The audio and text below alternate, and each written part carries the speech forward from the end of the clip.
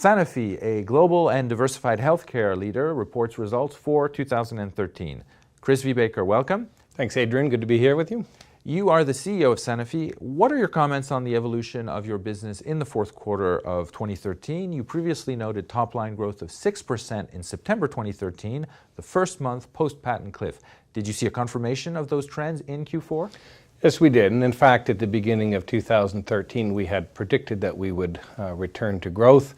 I always like to say that was return to growth by subtraction, because really what happened is that the patent cliff really got behind us from the end of August. From the 1st of September, we're now in like-to-like periods where we don't have patent expiries in the previous quarter. September was the first month we saw that. And in fact, we saw the trends continuing into the fourth quarter with sales up 6.5%. When we look at the growth platforms, I think we also saw a very satisfactory performance. Growth platforms were up 10% in the quarter. That was really led first and foremost by diabetes. Diabetes continuing a strong series of growth over 12 quarters, 19% for diabetes. Lantus sales within that up 20%. What was also reassuring was to see emerging markets returning to very robust growth. They grew at 10.4% in the quarter. And that was really across many regions, double-digit growth really in Latin America, in Asia, and in intercontinental. We also were able to resolve our manufacturing supply issues in Toronto, and so we've been progressively coming back to supply as we indicated back in the third quarter. Not completely, and so sales were stable, but the supply is now regular. When I look at Genzyme, I see a very strong performance, sales up over 30%. That was driven both by our rare disease franchise, where we've regained leadership in all of our disease categories, but also the very successful launch that we had of Viehbacher in the United States at the end of 2012 really continued into 2013.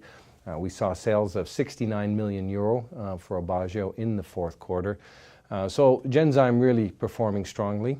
Our animal health business continued a trend with frontline under pressure, both from a point of view of seasonality. The flea and tick season, in particular in the US, was not as strong this year, so the market was actually down in contrast to prior years. And so that trend continued in the fourth quarter.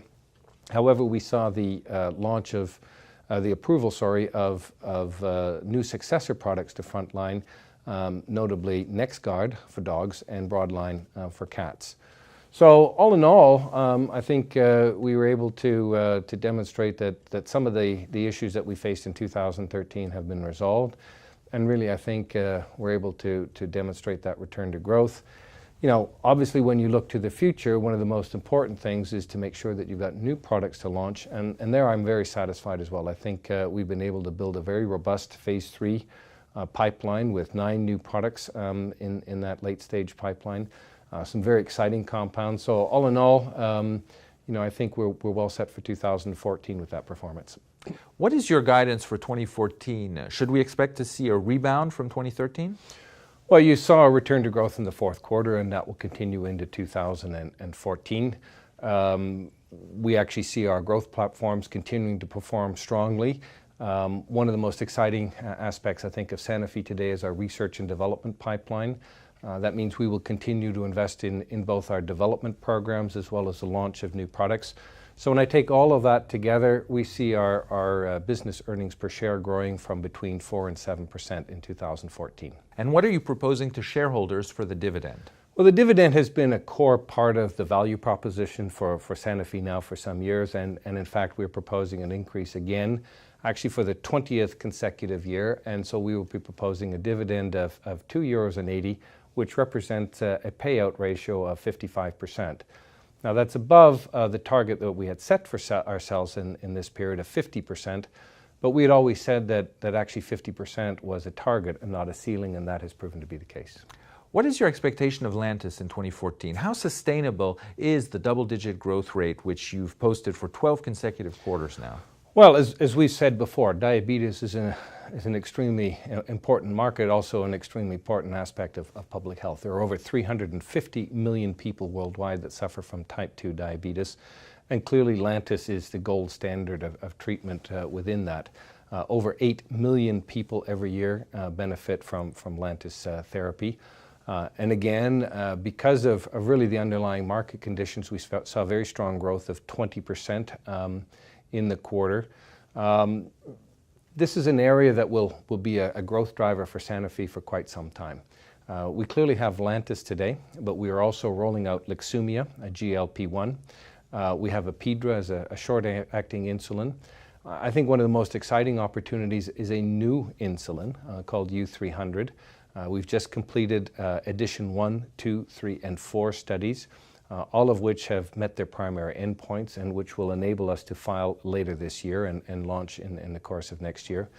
And finally, we've just announced that we've started phase 3 of the combination between Luxumia and Lantus called Lixilan.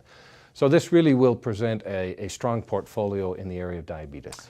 Turning now to another one of your business lines, how was the fourth quarter in vaccines? Is everything back on track now following some manufacturing challenges? Everything is back on track. Vaccines are probably the most difficult product to make in the healthcare space. It's why there's only a handful of companies really involved in that. But I am pleased to say that the recovery has occurred. We are shipping out of our Toronto facility. Now the supply is progressive, and as a result, sales were stable for the quarter. But within that, there was some very good news about our flu franchise. We had a record flu season, over 900 million euro of sales in flu vaccine. And this is actually a very nice story because we've been able to demonstrate value-added products even with a flu vaccine which has been on the market now for some time. We have developed specialty products for seniors.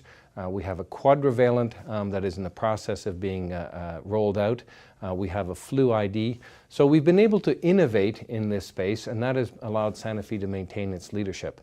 One of the things that we're looking forward to this year is our Shanta facility in India.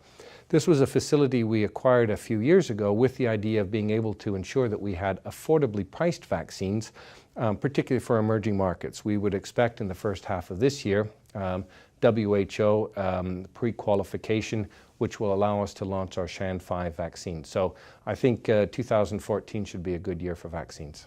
Genzyme sales grew by more than 30% in 2013. What is the outlook for Genzyme in 2014 for rare diseases and multiple sclerosis? Genzyme had an extraordinarily successful year in 2013. In 2012, the story was really about recovery. We were able to reestablish manufacturing. We were able to get patients back on full therapy. The supply situation really allowed us now to expand our market again. We have regained leadership with Cerezyme. We have regained leadership with Fabrazyme as well. Myozyme is alone in the marketplace, and we've been busy expanding that market. It grew at 12%. We have a new oral therapy in the process of registration. This will allow an oral option for patients with Gaucher's disease. It will not be indicated for children, but I think it will be a very interesting option for adults who either have difficulty accessing infusion centers or perhaps who have a milder form of the disease and who have not wanted to go through the difficulty of having the infusion therapy. So I think that'll really underscore our leadership in the area of rare diseases. We secured a partnership with Alnylam, which gives us access to some fantastic new technology in RNA interference. They have developed a portfolio of new medicines for rare diseases, and we will actually have options on those, and this will really expand our horizon in rare diseases. The other part about Genzyme, of course, is that this is also where we have put our multiple sclerosis franchise.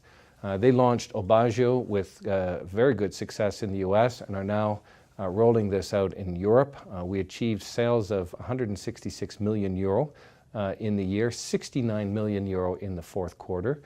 Lemtrada has been approved in 30 countries and is rolling out. It's too early to talk about the sales yet. We did have a disappointment with the FDA approval. We do plan to appeal that decision, but in the meantime, we're getting on with launching this product successfully in the rest of the world. You've communicated a lot in the past about your strengths in emerging markets compared to your peers. Some investors worry about the stability of some of these emerging markets, in part due to strong currency fluctuations. What is your message about the potential of emerging markets? Well, it's very true. There's an awful lot of concern at the beginning of this year, particularly on currencies in emerging markets. And there's no question that there will be some impact on the economic growth of those countries. What's important to recognize in emerging markets is, though, healthcare tends to perform a little differently than the broader economy of those countries. Healthcare is something that's essential to people. So what we actually see are the trends towards urbanization are important because people who move from rural areas to cities actually have greater access to health care. What we also see is that even though the economy may rise and fall somewhat, there is actually a steady shift to middle classes in most markets. And as people enter the middle class, they have more disposable income to provide their families with health care. And so what we have seen is actually that there is a continuous increase in healthcare spending. And that's why I believe you have to go with demographics. 80% of the world's population lives in emerging markets. Many of those people are not treated today. Many of those people are gaining greater incomes, and Sanofi is a leader in that area. And we believe that that's going to be a strong growth driver for us going forward. And lastly, what would you say are the most promising products coming out of your pipeline today? Are there any promising products not yet on the market's radar? You know, I think the R&D pipeline is the thing I'm most excited about. We spent the first 5 years really building sustainable growth platforms. We needed those cash flows really to really take the risk of developing new medicines. And I think we've achieved that. We've restructured R&D. We found new innovation models. What's really interesting now is see these molecules about to be launched. I can take the product alirocumab, the PCSK9. This is an exciting product because we're really able to take LDL cholesterols to new low levels that really have never been possible before. We have a new product called IL-4 that's already demonstrated very interesting results in severe asthma as well as atopic dermatitis. And when you have a drug that works in two autoimmune diseases, it's actually quite interesting to think about what other indications that could be developed for. And in fact, we have a list of 14 other indications that we're looking at that. We have a new vaccine for dengue. This is a major health problem that affects half the world's population, and not just in sub-Saharan Africa. We're talking about places like Singapore, in southern China, in Brazil. So we believe that this is going to be an important contribution to public health as well as to the growth of the company. We have an IL-6 for rheumatoid arthritis. This is a $21 billion worldwide biologics market, and the IL-6 part of that market is rapidly growing, and we believe that our IL-6 will have a major contribution here. We have Serdelga, which is the new oral therapy for Gaucher's disease. We have another new vaccine coming along for infections called Clostridium difficile. We've seen a real problem in antibiotic-resistant infections in hospitals, and this would be a vaccine that you could take for elective surgery or use in long-term care. Now, all of our businesses actually are demonstrating innovation. We have NexGard and Broadline on our pet segment within animal health. We have been relaunching Rolaids, and we're about to do an over-the-counter switch for Nasacort in our consumer business. So pretty much everywhere we look, we're seeing innovation. And this is really what's exciting, because the mission of the company at the end of the day is to bring new solutions to patients. So that's what we're getting on with. Chris Viehbacher, CEO of Sanofi, thank you very much. Thanks, Adrian.